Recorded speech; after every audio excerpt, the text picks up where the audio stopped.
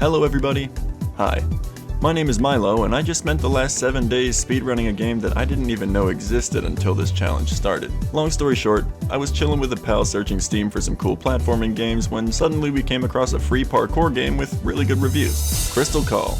Upon booting up the game, we see the control scheme is quite simple, so I had relatively low hopes for it. But after playing the first level, I couldn't be stopped. There are 16 stages in this game, so it's not crazy long, but every level becomes more complex than the last. This game has fantastic level design for the movement system that they have set up, and after completing the game, I just had to dip my toes into speedrunning it. Let's see what kind of progress I can make in a week.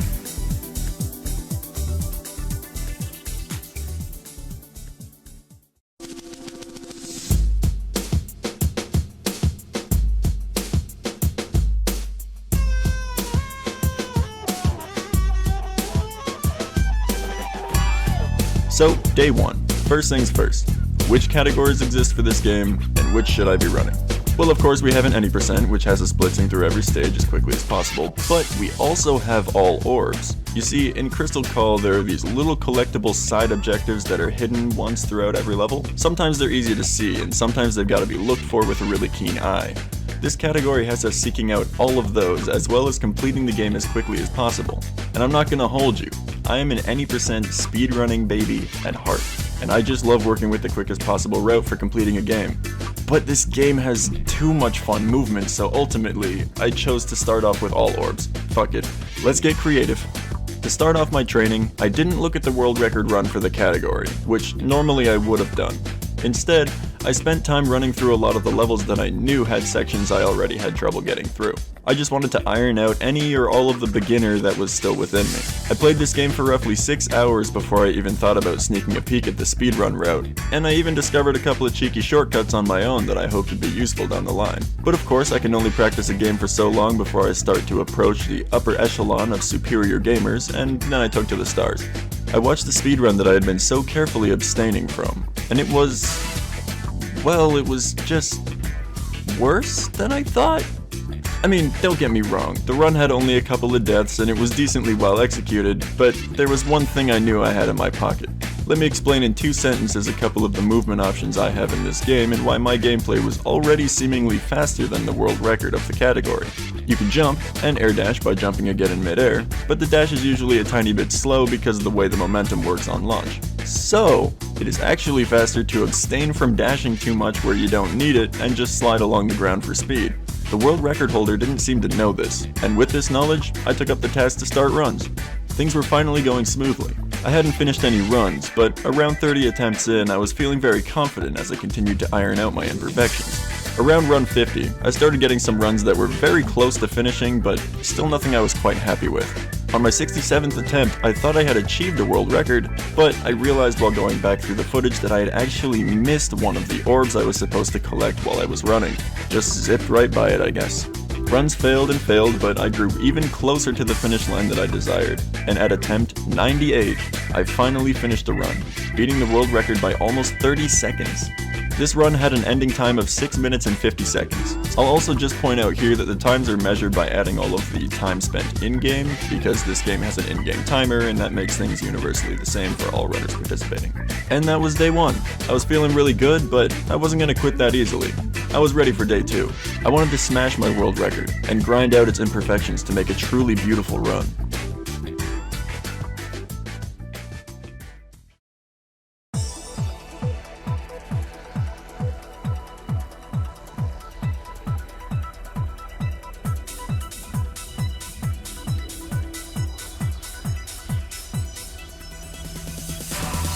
So, day 2 rolls around, and I start doing my runs. Admittedly, I didn't put in as much time on day 2 as I had on day 1, but I did make a few adjustments to the run that ended up helping my splits a lot. In the opening of stage 7, I used to run along this curved wall, but now I just slide over to the wall ahead to save time. Also, in the opening of stage 14, there's a little pillar I jump on top of to get just enough distance to clear this jump without needing the corner wall anymore, once again. Small time saves, but time saves nonetheless. Now, while it is true that I didn't put in quite as much time day 2 as I had day 1, I did actually have a run on really good pace nearing the end of day 2. I had completed stage 6 without issue, didn't get cheesed on stage 8, I got through stage 13 by the skin of my teeth and with very little time loss, but right at the end of the run, I got demolished. Nearing the end of stage 15, there is a red turret waiting in the air between a few walls. I used a bit of erratic movement as I needed to dodge a projectile from the turret, but I ended up air dashing into it and I fell to my demise. Ultimately, this costed me probably 10 or more seconds, meaning if I hadn't screwed the pooch here, I would have likely had a PB in the realm of a 6:45. But allowing bygones to be bygones, I moved to day 3 with my head held high. I did almost beat my PB with a third of the play time as day 1, after all.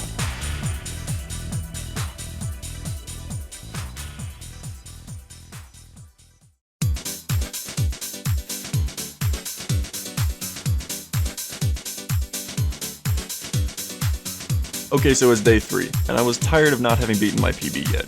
But, as the third day would have it, my third run was a huge PB of 6:42.67. This run is almost perfectly what I was trying to get done. I found a new little skip in 6 that saved a few seconds by jumping straight to this platform instead of rounding the entire corner first. I hit all of my other shortcuts and strats perfectly, and all in all, it was just a beautiful run. In fact, it was so beautiful that I thought this would be a great point for me to leave all orbs alone and start running through any percent for the rest of the challenge. I did everything I knew how to do, and I did it near perfectly, so what more could I ask for? A lot. I still had a lot of time to save in all orbs. You see, when the dust of my last fantastic run had settled, I took a look at the slightly more developed any percent route, and I couldn't believe what I was seeing. More shortcuts, quicker strats, different routes, and most of these didn't even skip any of the orbs, or at least they didn't have to. So yeah, I was back on the grind for all orbs perfection. I spent the rest of day 3 practicing the new strats and getting down the muscle memory for them as best as I could before going to sleep. And before we continue into day 4, let's take a quick peek at these shortcuts I had to practice.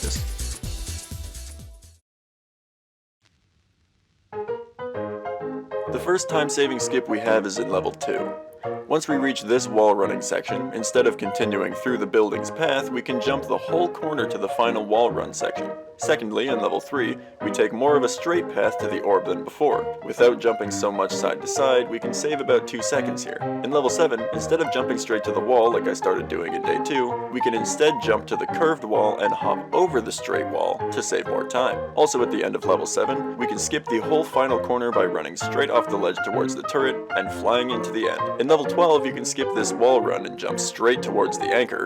And in level 15, we have probably the hardest trick shot in the run. Essentially, we're trying to skip having to press this button and move these walls by jumping through a tiny hole in the wall. Here's how that looks.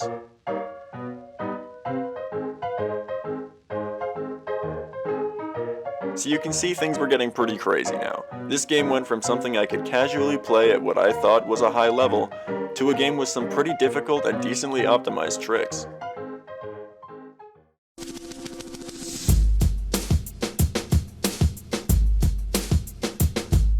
Day 4, I start running it. All these new tricks to practice, new skips to make, new muscle memory to form. I had a lot on my plate, and within 5 hours, I'd eaten almost all of it up. I hit 3, I hit 5, I hit 6, I hit 7, I hit 11, 12, 15, and then in 16, I had a death mucking up about 4 seconds of wasted time. The final level, and my run went from being nearly perfect to a disgraceful attempt. 6:33? As if I had hit my personal best, but I wish I had never finished that run because it meant nothing to me. Then, after another hour, I got this.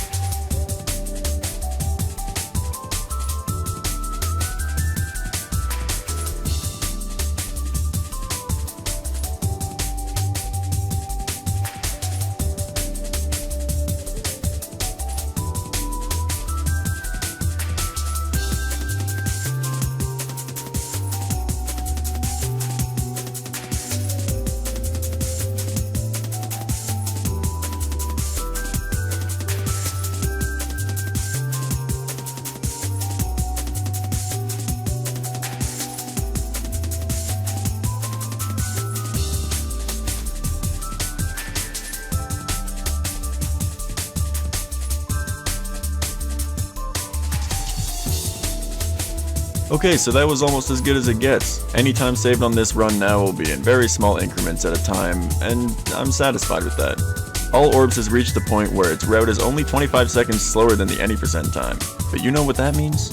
Day 5, baby, and we are back beginning our journey into any percent. Most of this run is exactly the same as all orbs, given that some of the orbs are conveniently placed along the quickest path, but there are a few key differences that can change up quite a bit. You see, aside from the few optimizations here and there to go fast and avoid orbs, we do have some major skips. I call these major skips because they are a lot bigger than what we've been dealing with so far in this game. Our two stages in question are 11 and 14.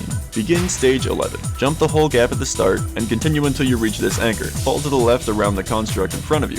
Jump on top of it, then jump on top of this arch, and you can make your way straight to the top of the level. A few more jumps and you're done. This route saves about 10 or more seconds if performed smoothly. Moving into level 14, we jump the start and head past this anchor towards the descending platform.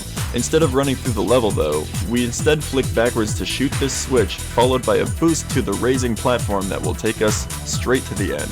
This skip saves about 15, almost 20 seconds if you're really quick. It looks easy on paper, but actually requires a ton of precision to pull off. Luckily, we have a slow time mechanic in the game that doesn't affect the timer, so we can more easily shoot backwards and boost forwards, but the timing is still very specific. Shout out to Mixtra, the previous any percent world record holder, for nailing this shot without the slow fall mechanic. Absolutely insane. Cracked shot. With all of that explained, here's how my day 5 went. Shortly after getting the hang of major skips, I started runs, and after only 58 attempts, I managed to get every single shortcut perfectly. This was exactly the run I was hoping for. Clean 6, clean 7, clean 8, a quick 14 into a perfect 15. I couldn't believe it. I ran into the final door for a finishing time of 5 minutes and 55 seconds, 7 seconds faster than the world record of the time. Ladies and gentlemen, I know the series I do here is always speedrunning insert game for 7 days, but I think this time it's gonna have to be 5. Within 5 days I destroyed the original routing for all orbs and developed it to near perfection, and I snatched a quick world record in any percent. I know this game isn't very competitive, but I had a great time being very competitive with it. Pushing myself to jump and boost more efficiently every day as I was playing Crystal Call was an absolute blast. Sorry to the previous world record holders as well, Mixtra and Broads. I'm sure both of your runs took some amount of grinding to finally achieve, but the records are mine now. Thanks for watching today's video, everyone. It's been a while since I've slipped on the old speedrunning shoes, but I'm so glad that I did. Not only did this game surprise me with how technical you could play it, but I had fun just speedrunning a game again. Don't be surprised if I do more videos like this in the future, alright? But for now, I've been Myloe, and I am out.